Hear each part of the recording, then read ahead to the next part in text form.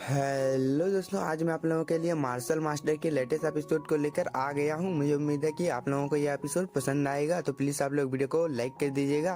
तो जैसा कि हम लोगों ने मास्टर के लास्ट एपिसोड में देखा था, चैंगसा और इस प्रिंसेस की आपस में फाइट हो रही थी, जहाँ पर इन दोनों में से कोई भी हार मानने का नाम नहीं ले रहा होता है और इन दोनों को ही लग रहा होता है कि ये दोनों यहाँ पर आपस में क्लोन के साथ फाइट कर रहे हैं। इसलिए चैंगसा किसी भी हालत में इस प्रिंसेस को मारकर अपनी पावर को बढ़ाना चाहता था और वो इस चीज में सफल भी हो जाता है, क्योंकि वह एक बहुत ही ज्यादा पावरफुल अटैक इस प्रिंसेस के ऊपर कर देता है, जिसकी वजह से वो बहुत ही ज्यादा इंजर्ड हो जाती है। और इस चीज को देख के चैंगसा बहुत ही ज्यादा खुश हो जाता है। और अब आगे तो इस एपिसोड की शुरुआत में हम लोगों को चैंगसा को दिखाया जाता है, जो कि इस प्रिंसेस को देखकर बोलता है, मुझे अपने कानों के ऊपर भरोसा नहीं हो रहा है कि ये क्लोन यहाँ पर चिल्ला रहा है। चैंगसा अपनी जगह पर ये सब बोल ही रहा होता है, लेकिन तभी हम लोगों को इस प्रिंसेस को दिखाया जाता है, जो कि इस अटैक के लगने की वजह से दर्द के मारे यहाँ पर कररा रही होती है। लेकिन तभी चैंगसा बोलता है, इस बार स्वॉर्डमैनशिप ने एक बहुत ही ज्यादा सुंदर लड़की का रूप लिया है, जो कि सच में बहुत ही ज्यादा सुंदर है, लेकिन अभी मेरे पास सबसे ज्यादा अच्छा मौका है। मैं इस मौके को अपने हाथ से जाने नहीं दूंगा और इस क्लोन को यहाँ पर जान से मारकर इसकी सभी पावर को ले लूंगा, तब जाकर मेरी पावर यहाँ पर बहुत ही ज्यादा बढ़ जाएगी। और वो यह बोलकर अपने पूरी स्पीड के साथ में इस प्रिंसेस को मारने के लिए उसकी तरफ जाने लगता है। इस चीज को यह प्रिंसेस भी देख लेती है और वो यहाँ पर हार मानने वालों में से नहीं थी, इसलिए वो इस अटैक से बचने के लिए अपनी जगह पर से जंप लगा देती है और वो अपने एक अटैक को यहाँ पर क्रिएट करने लगती है, ताकि वो चैंगसा के ऊपर हमला कर सके। और वो इस चीज में सफल भी हो जाती है, जिसकी वजह से उसके पीछे में एक स्वॉर्ड फॉर्मेशन क्रिएट हो जाता है, जो कि दिखने में बहुत ही ज्यादा पावरफुल लग रहा होता है। और उसके अंदर से बहुत सारे मल्टीपल स्वॉर्ड चैंगसा के ऊपर हमला करने के लिए जाने लगते हैं। लेकिन चैंगसा भी कोई कच्चा खिलाड़ी नहीं था, वो भी बहुत ही आसानी के साथ में इन सभी शॉट को डॉज कर रहा था। लेकिन तब तक प्रिंसेस ने यहाँ पर अपने और एक अटैक को क्रिएट कर लिया होता है, जो कि दिखने से ही बहुत ही ज्यादा पावरफुल लग रहा होता है। और प्रिंसेस का यह अटैक जैसे ही क्रिएट होता है, वो अपनी पूरी स्पीड के साथ में चैंगसा को मारने के लिए उसके पास जाने लगती है। लेकिन चैंगसा टाइम रहते ही इस अटैक को अपने हाथ से रोक लेता है। हम देखते हैं कि चैंगसा का हाथ यहाँ पर इतना ज्यादा पावरफुल होता है कि वो इस शॉट को बहुत ही आसानी के साथ में रोके हुए था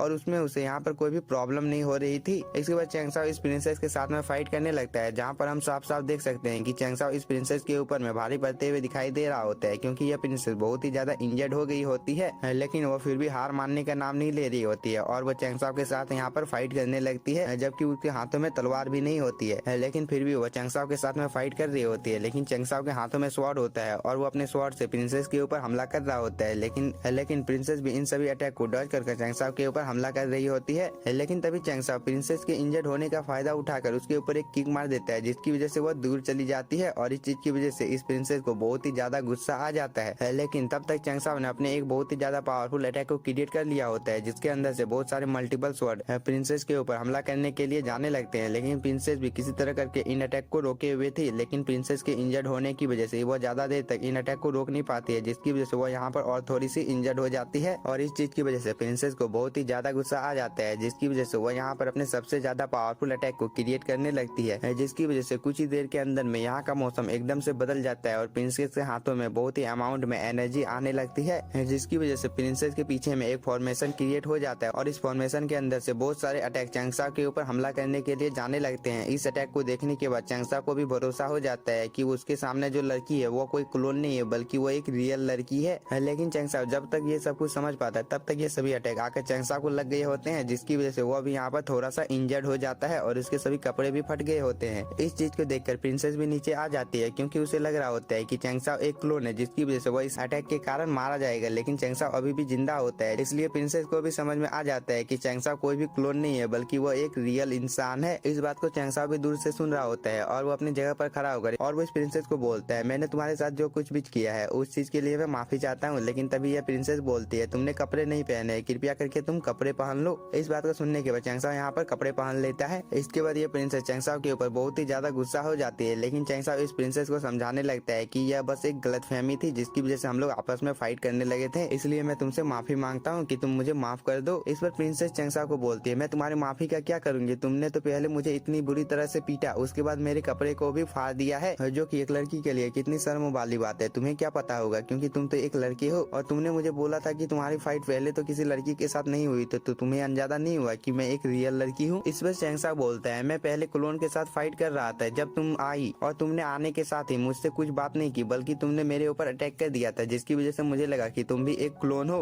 इसलिए मैंने तुम्हारे ऊपर अटैक करना शुरू कर दिया, जिसकी वजह से हम लोगों के बीच में एक बहुत ही खतरनाक फाइट शुरू हो गई थी। लेकिन अब हम लोग इस चीज के बारे में कुछ भी नहीं कर सकते हैं, इसलिए मैं तुम्हें यह पील की बोतल देता हूँ जो कि बहुत ही ज्यादा रेयर है, जिसकी वजह से तुम्हारे सभी इंजन यहाँ हील हो जाएगी। और वो यह बोलकर प्रिंसेस को यह पील की बोतल दे देता है, लेकिन प्रिंसेस इस बोतल को दूर फेंक देती है और वो बोलती है, तुम्हारे पील की बोतल का मैं क्या करूंगी। इस चीज को देखकर चैंगसा दोबारा से प्रिंसेस को समझाने की कोशिश करता है, लेकिन यहाँ पर प्रिंसेस समझने की हालत में नहीं होती है, इसलिए चैंगसा प्रिंसेस को बोलता है, अगर तुम्हें मुझसे फाइट करना है तो तुम मुझसे फाइट कर सकती हो। और वो यह बोलकर यहाँ पर बैठ जाता है और कल्टीवेशन करने लगता है। इस बात को सुनने के बाद इस प्रिंसेस को बहुत ही ज्यादा गुस्सा आ जाता है और वो बोलती है, शायद इस आदमी के ऊपर किसी बहुत ही ज्यादा पावरफुल क्रिएचर ने हमला किया था, जिसकी वजह से यह आदमी इतना ज्यादा घायल है। लेकिन ये आदमी इतना ज्यादा इंजर्ड होने के बावजूद भी मुझसे जब फाइट कर रहा था तब मुझे एक पल के लिए भी नहीं लगा कि यह मेरे जितना पावरफुल नहीं है, और मुझे एक बराबरी की टक्कर दी, और जहाँ पर इसने तो मुझे लगभग हरा भी दिया था। इन सब बातों को बोलने के बाद प्रिंसेस बोलती है, फिलहाल के लिए मैं तो यहाँ से जा रही हूँ, लेकिन जब डीमन स्वॉर्ड इनहेरिटेंस खत्म हो जाएगा और जब तुम इस टावर से बाहर आओगे तब मैं तुमसे इस चीज का बदला लूंगी। और वो ये बोलकर अपने स्वॉर्ड को लेकर यहाँ से चली जाती है। इस प्रिंसेस के यहाँ से चले जाने की वजह चैंगसा यहाँ पर कल्टीवेशन करने का नाटक करना खत्म कर देता है और वो अपनी एक आंख को खोल कर देखता है कि सच में यह प्रिंसेस चली गई है या नहीं। जब उसे पूरी तरह से भरोसा हो जाता है कि यह प्रिंसेस चली गई है, जिसकी वजह से वह दोबारा से कल्टीवेशन करना शुरू कर देता है, जिसकी वजह से यहाँ पर कई दिन या महीने बीत जाते हैं और चैंगसा अपनी इंजरी को पूरी तरह से हील कर लेता है।